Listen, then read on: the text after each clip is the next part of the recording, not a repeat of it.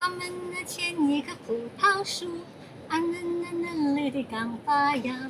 蜗牛背着那重重的壳呀，一步一步地往上爬。各位朋友，大家好，我是古行云。蜗牛与花蜜鸟是我第一张唱片的主打歌，现在呢已经变成儿歌了。但是因为它很容易上口，很容易唱，而且非常开心，所以各位家长们可以陪同小朋友们一起唱，去找一些小动物跟蜗牛或者小鸟有关系的。我们来说一个故事吧。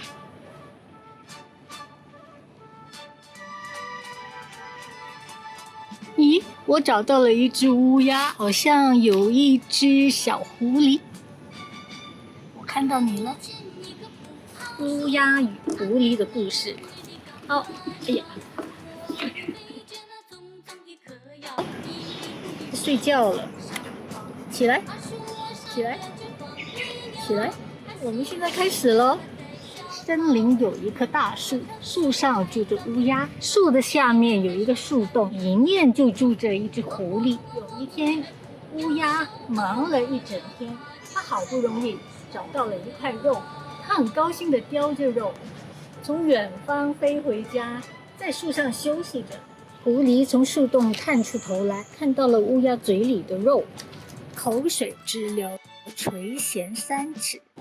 很想占为己有，可是乌鸦把肉叼得紧紧的。狐狸想，该怎么样才能让它松口，而吃到这块美味的肉呢？狐狸的眼珠子咕噜噜一转，想到了一个好办法。他先客气地向树上的乌鸦问好：“亲爱的乌鸦，你好吗？”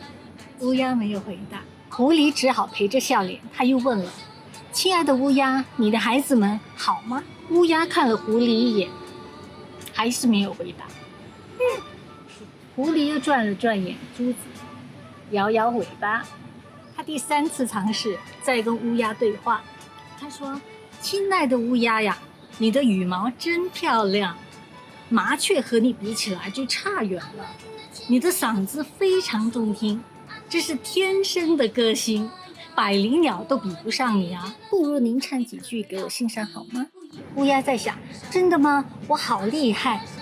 乌鸦听了非常得意，他心里面在想，大家都嫌我唱歌呱呱呱的极难听了，没想到狐狸竟然是我的歌迷。好吧，既然狐狸这么想听我的天籁之音，那我就随便唱几句给他听吧。乌鸦清了清喉咙，准备吟唱高歌。谁知道他一张嘴，肉就从嘴里掉下来了。狐狸一个箭步冲上前，迅速叼起肉，转回树洞里面了，只留下乌鸦还独自呱呱呱地在树上开演唱会。这就是乌鸦与狐狸的故事。别睡了，好。